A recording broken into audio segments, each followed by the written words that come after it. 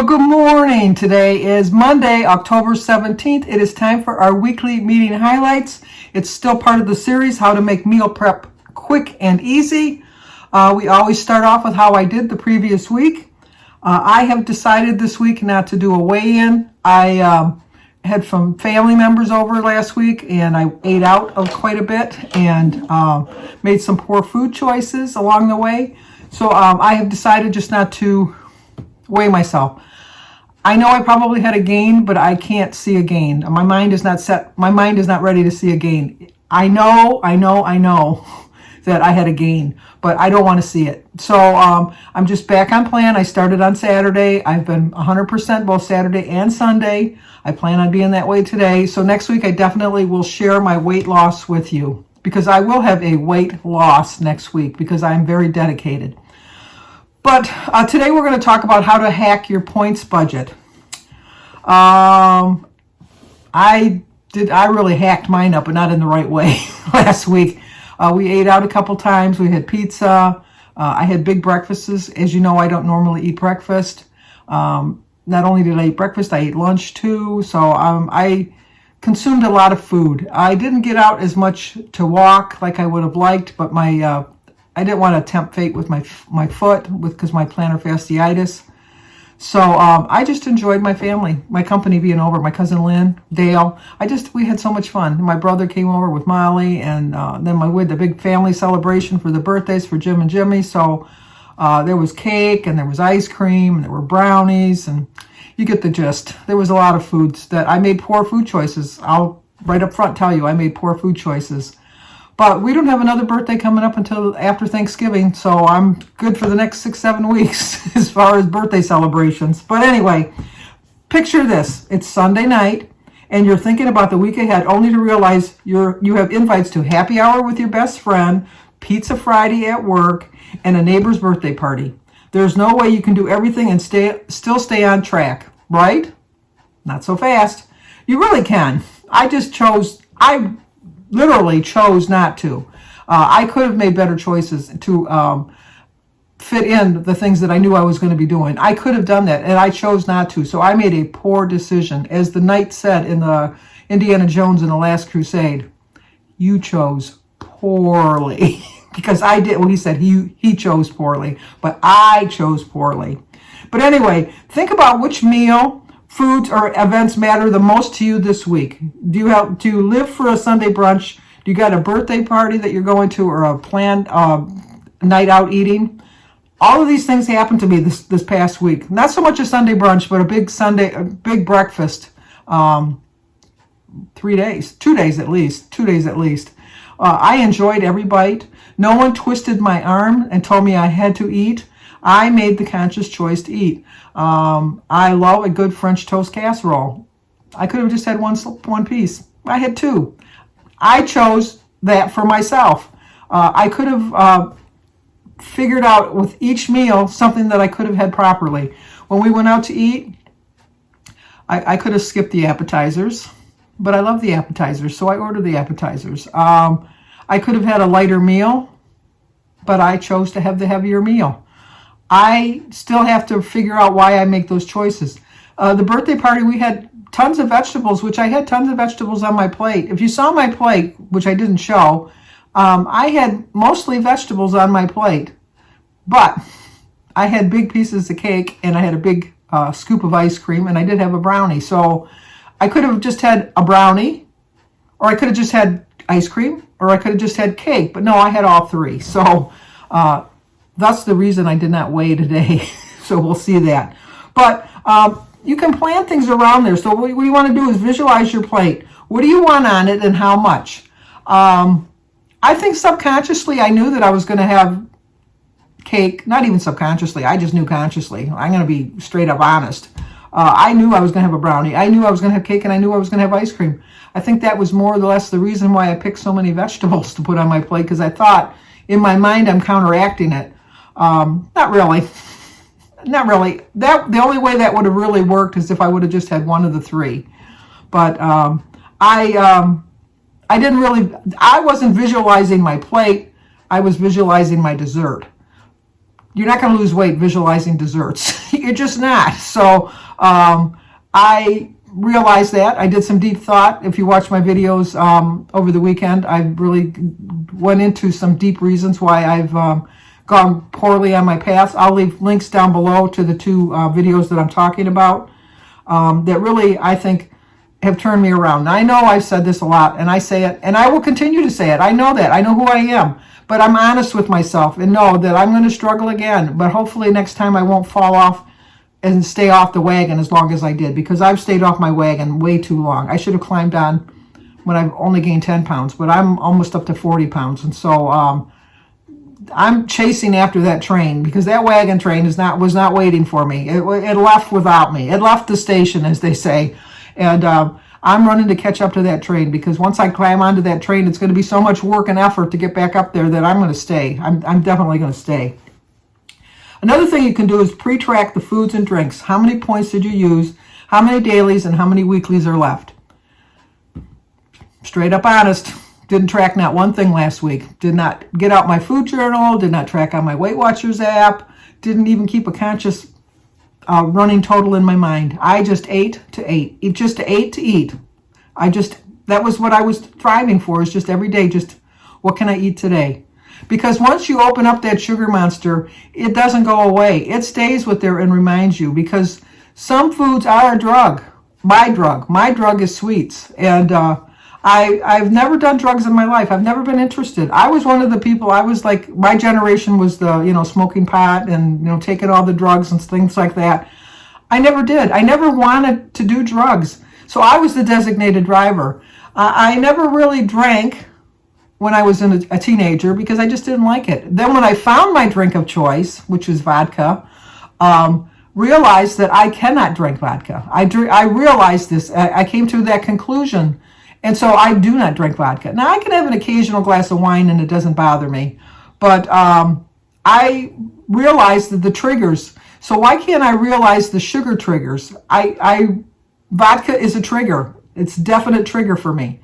I avoid it completely, like the plague. I avoid it because I know. But sugar is also a drug for me, so why can't I avoid it? It's in so many things.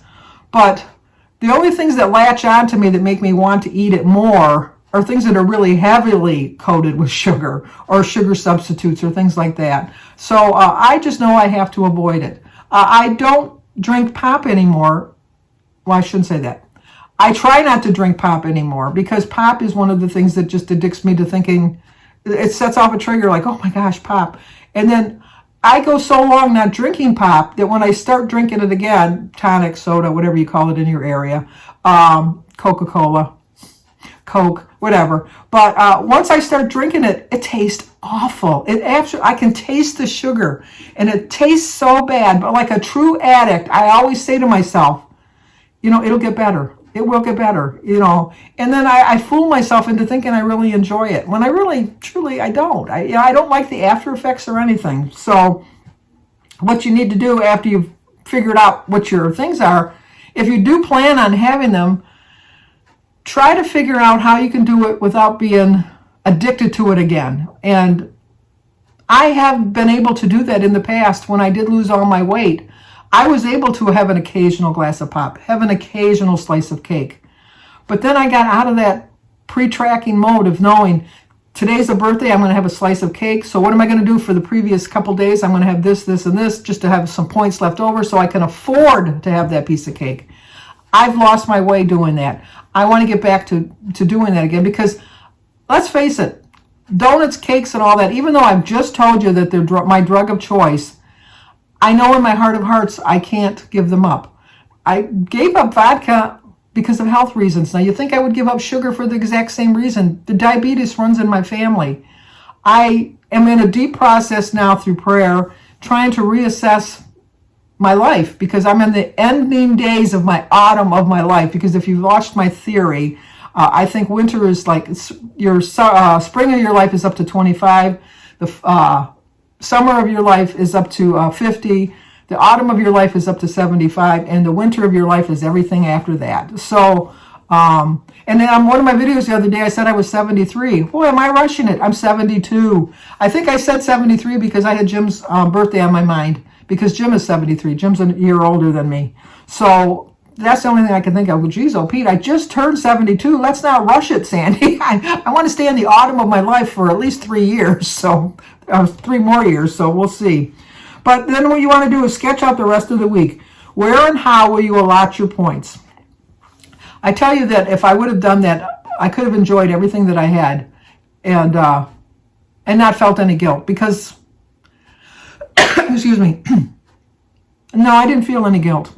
I had to think about that for a minute. I'd like to be very truthful and honest, and saying that I felt guilt is not honest. I didn't feel any guilt. And that lies the problem of why I'm gaining weight, is because I feel no guilt.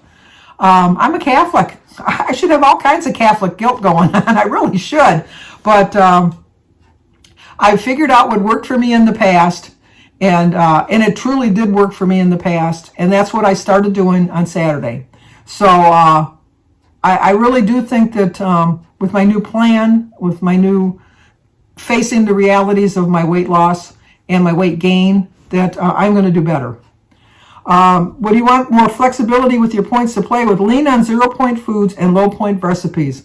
Always do this, but always remember that just because there's 0 points, everybody says this all the time, and you're tired of hearing it, I know, but you have to remind yourself they're not 0 calories. They're less calories, obviously, but you can still abuse a good thing. Add points by moving more, eating non-starchy vegetables, and drinking 60 ounces of water. I do drink a lot of water. I don't like bottled water. The problem I'm having this week with my water, and I've tried putting lemons in it, I've tried putting limes in it, I've tried putting cucumbers in it, I've tried all of that stuff.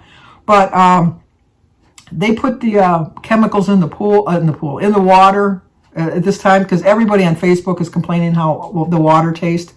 The water tastes like you're drinking it out of a hose. I wish I would like filtered water. I know that, like you can get those Brias and stuff like that. I guess I'm kind of snobby. I just like taking the water out of the tap. I'm already paying for it, so why do I want to pay for more water is my thought. But it tastes better today. So it's just like the first couple days when it first goes in, it's like you can really taste it. But then after a while, you don't taste it anymore. And they don't do it every month. They just do it every so many months. So, but anyway, I do try to get my water in. I know that it's not the exact same thing, but I do try to drink tea then, because it kind of boils the water in. I drink like a non-caffeinated tea. So I get my drinks in that way too. And use your weeklies and rollovers. Up to 4 unused daily points can automatically be deposited into your weekly bank. Also, they tell you if you use vegetables, they give you points back. I don't particularly like doing that, because I just think even though they're giving me points back, I'm still having calories. And I am doing both. I'm doing Weight Watchers and my Fitness Pal, so I am doing points and calories. I do notice that on the days that I have more points, I have less calories, because the way Weight Watchers has set it up, I don't think that they really favor people that try to eat a little bit more whole foods, because I find that the things that are more whole foods, like a whole grain piece of bread or something like that, they're more points but less calories. So I'm kind of doing both at the same time. I try to stay within my Blue Point budget. I'm not trying to get blue dots anymore. I'm just trying to stay within my blue dots. And if I get one, I get one. If I don't, I don't. That's my thinking. But I try to stay under 1,500 calories, because I think for me, my Fitness Pal said that 1,600 calories I could lose a pound a week.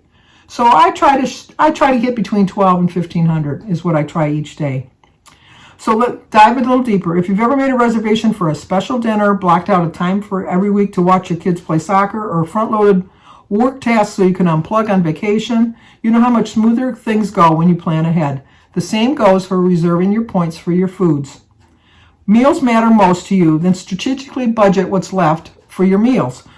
Pick a meal that you think is going to be your heavier meal. My heavier meals tend to be my breakfast. I only usually eat 2 meals a day. My breakfasts usually run about 11 or 12 points. I get 22 points a day. I have no problems staying when I'm following my plan. I should make that, have that little disclaimer. When I'm following my plan, I have no problems having a 10-point or less dinner. So I do eat a bigger, bulkier breakfast. Now, I know that if I divided the breakfast up into a breakfast and lunch and divided those points in half, it would be better and give my body more time to process it. I'm 72. I've been doing this for so many years. It's so hard to break a habit.